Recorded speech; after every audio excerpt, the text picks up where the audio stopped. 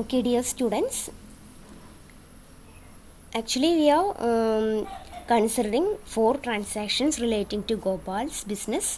So the next 5th transaction is, look here, goods costing rupees 12,000 sold on credit. Actually ഗുഡ്സിൻ്റെ cost 12,000 value ഉള്ള ഒരു goods നമ്മൾ sold ചെയ്തു. അതും എങ്ങനെ? ക്രെഡിറ്റിനാണ് സോൾഡ് ചെയ്തിട്ടുള്ളത്. ഓക്കെ, ക്രെഡിറ്റിന് സോൾഡ് ചെയ്തു 15,000. ഓക്കെ, ആക്ച്വലി 12,000 വാല്യൂ ഉള്ള ഒരു സ്റ്റോക്ക്, ഒരു ഗുഡ്സ് നമ്മൾ എത്രയാണ് വിറ്റും? 15,000 വിറ്റു. സോ അത് എങ്ങനെയാണ് വിറ്റത്? ക്രെഡിറ്റിനാണ് വിറ്റത്. ക്രെഡിറ്റിന് സോൾഡ് ചെയ്യുമ്പോൾ എന്ന് പറയുമ്പോൾ നമുക്ക് ഒരാൾക്ക് നമ്മൾ സെയിൽസ് എക്സ്ചേഞ്ച് ചെയ്യുന്നു, ഗുഡ്സ് ആൻഡ് സർവീസസ് എക്സ്ചേഞ്ച് ചെയ്യുന്നു. But he doesn't make any payments. ഒരു പേയ്മെൻറ്റും അവിടെ നൽകിയില്ലെങ്കിൽ നമുക്കറിയാം ഭാവിയിലാണ്, അവർ ഫ്യൂച്ചറിലാണ് പേയ്മെൻറ്റ്സ് റിക്കവർ ചെയ്യുന്നതെങ്കിൽ it will be treated as A debtor. Okay, so അവിടെ ഒരു ഡെറ്റർ അറൈസ് ചെയ്യുന്നു. Okay, when goods are sold on credit, there will arise an asset, it is called debtor. Okay, ഭാവിയിൽ തരും നമുക്ക് ആ amount. Okay, so it is considered A debtor. Then വേറൊരു effect നോക്കൂ. 12,000 value ഉള്ള ഒരു ഗുഡ്സ് 15,000 സോൾഡ് ചെയ്യുമ്പോൾ അതിൻ്റെ നെറ്റ് ഡിഫറൻസ് എന്ന് പറയുന്നത് 3,000. So this 3,000 must be consider as A profit അല്ലേ? ഇതിനെ ഒരു പ്രോഫിറ്റ് എന്ന് പറയുന്നു. സോ ഇതിൻ്റെ ഒരു ഇഫക്റ്റ് എന്ന് പറയുന്നത് this profit must be added to our capital. Okay, actually 12,000 value ഉള്ള ഒരു ഗുഡ്സ് 15,000 സോൾഡ് ചെയ്യുമ്പോൾ സെയിൽസ് നടത്തുമ്പോൾ അങ്ങനെ ലഭിക്കുന്ന പ്രോഫിറ്റൊക്കെ നമ്മൾ എന്തിൻ്റെ കൂടെ ആഡ് ചെയ്യണം? It must be added to the capital of the proprietor. Okay, ഈ ഒരു ട്രാൻസാക്ഷൻ്റെ ഇഫക്റ്റ് എന്താ നോക്കാം. So here the accounting equation asset is equal to liabilities plus capital. Okay, so old equation പ്രകാരം എന്തൊക്കെ അസറ്റ് നമുക്കിവിടെ ഉണ്ട്? Cash, furniture, goods. ഓക്കെ, ഈ ഒരു ഇക്വേഷൻ പ്രകാരം നമുക്ക് എന്ത് കൂടിയുണ്ട്? ഡെറ്റർ കൂടിയുണ്ട്. സോ പ്ലസ് ഡെറ്റർ കൂടി ആഡ് ചെയ്തു. ദെൻ ഓൾഡ് ഇക്വേഷൻ പ്രകാരം ലയബിലിറ്റീസ് ദാറ്റ് ഈസ് ക്രെഡിറ്റർ ഉണ്ട്, അതുപോലെ തന്നെ ക്യാപിറ്റൽ ഉണ്ട്. Okay, that is cash balances 50,000, furniture 5,000, goods 36,000. എങ്ങനെ അറൈസ് ചെയ്ത്?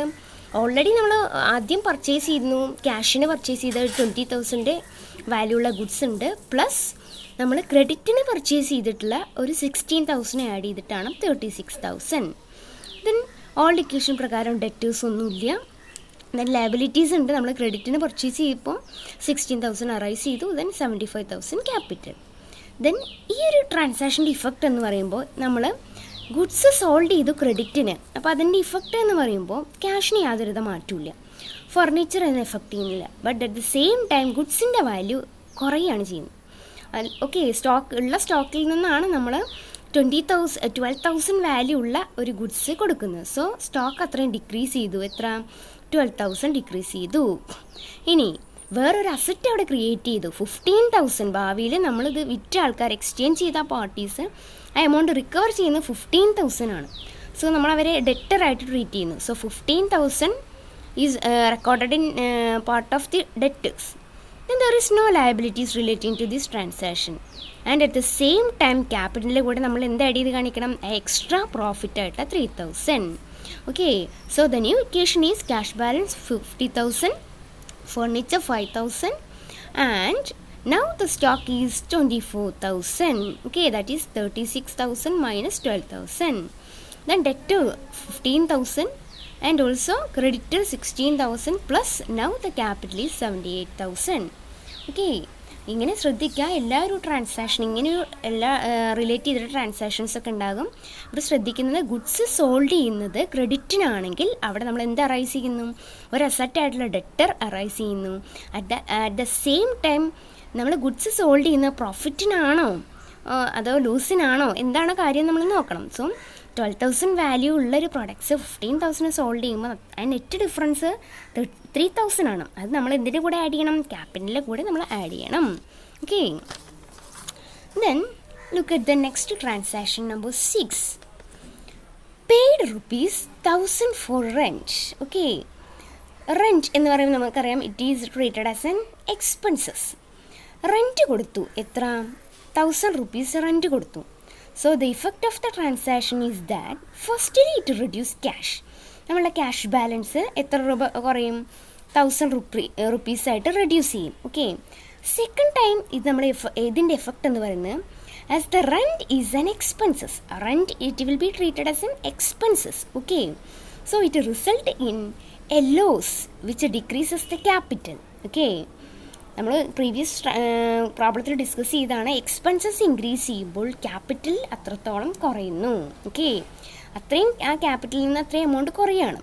അതുപോലെ ക്യാഷ് ബാലൻസും കുറയുന്നു. എക്സ്പെൻസസ് എന്തെങ്കിലും ഒരു എക്സ്പെൻസസ് മീറ്റ് ചെയ്യുമ്പോൾ ക്യാഷ് ബാലൻസസ് അത്രത്തോളം കുറയുന്നു.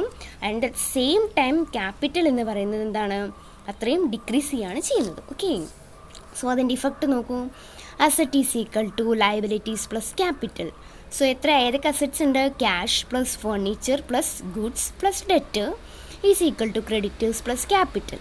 ഓക്കെ, ഇതാണ് നമ്മൾ പ്രീവിയസ് ഇക്വേഷൻ വരെ ഉണ്ടായിരുന്നത്, ഓൾഡ് ഇക്വേഷൻ വരെ. അപ്പോൾ cash balance 50,000, furniture 5,000, goods 24,000, debtor 15,000, creditor 16,000 plus capital 78,000. Okay, so ഈ ഒരു ട്രാൻസാക്ഷൻ്റെ ഇഫക്റ്റ് എന്ന് പറയുമ്പോൾ ക്യാഷ് റിഡ്യൂസ് ചെയ്യുന്നു.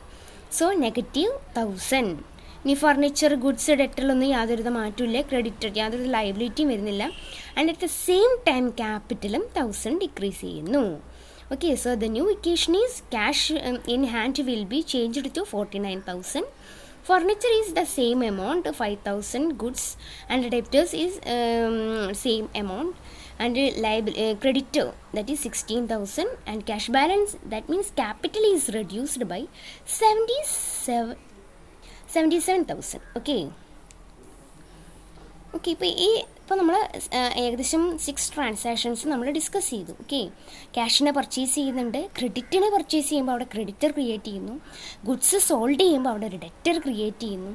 ഓക്കെ, സോ അതുപോലെ എക്സ്പെൻസസ് പേയ്മെൻറ്റ് നടത്തുമ്പോൾ അവിടെ ക്യാഷ് ബാലൻസ് കുറയുന്നു, അറ്റ് ദ സെയിം ടൈം അവിടെ ക്യാപിറ്റലും ഡിക്രീസ് ചെയ്യുന്നു. ഇനി ഇതെങ്ങനെ ബാലൻസ് ഷീറ്റിൽ നമ്മൾ ഡിസ്ക്ലോസ് ചെയ്യുന്നു ഈ information. Okay, so first provide the proper heading, that is balance sheet of which company? Balance sheet of ഗോപാലിൻ്റെ ബാലൻസ് ഷീറ്റാണ് നമ്മൾ പ്രിപ്പയർ ചെയ്യുന്നത്. ആസ് സച്ച് ഡേറ്റ് പ്രിസ്ക്രൈബ് ചെയ്തിട്ടുണ്ടെങ്കിൽ ആ ഡേറ്റ് കൊടുക്കുക. ഇവിടെ നമുക്ക് യാതൊരു ഡേറ്റും കൺസിഡർ ചെയ്തിട്ടില്ല. ഓക്കെ, സോ ഇത് വളരെ ഇമ്പോർട്ടൻ്റ് ആയിട്ടുള്ളൊരു സെക്ഷനാണ്. ഏത് സ്റ്റേറ്റ്മെൻറ്റ് പ്രിപ്പയർ ചെയ്യുമ്പോൾ you must provide proper heading and date. Okay, so here the balance sheet of Gopal as at maybe 31st March 2020. Okay, 31st March 2019. Okay, so there are two sides, asset side, amount side column, and also liability and capital column, and also an amount column. Okay, there are two side, asset side and liability and capital side. Right side we are recording the whole assets, and on the left hand side we are recording all liabilities and capital. So here ഏതൊക്കെ അസറ്റാണുള്ളത് നമ്മൾ ഈ ട്രാൻസാക്ഷനിൽ നിന്ന് നോക്കിയാൽ അറിയാം. നമുക്ക് cash, furniture, goods, debtors. Okay, അത് നേരെ ഇതിലേക്ക് എടുത്ത് എഴുതാം. Cash 49,000, furniture 5,000, goods 24,000, debtors 15,000. Okay, then എത്ര ലയബിലിറ്റീസ് ഉണ്ട്? Creditor, capital. Creditor 16,000, capital 78,000. Okay, that is creditors 16,000, capital 77,000. Then ഒന്ന് ടാലി ചെയ്ത് നോക്കി കഴിഞ്ഞാൽ 93,000 രണ്ട് സൈഡും ടാലി ഈക്വൽ ആവുന്നുണ്ട്. ഓക്കെ, സോ നമ്മളെ ബാലൻസ് ഷീറ്റ് വളരെ കറക്റ്റാണ്, നമുക്ക് ട്രീറ്റ് ചെയ്യാം. ഓക്കെ.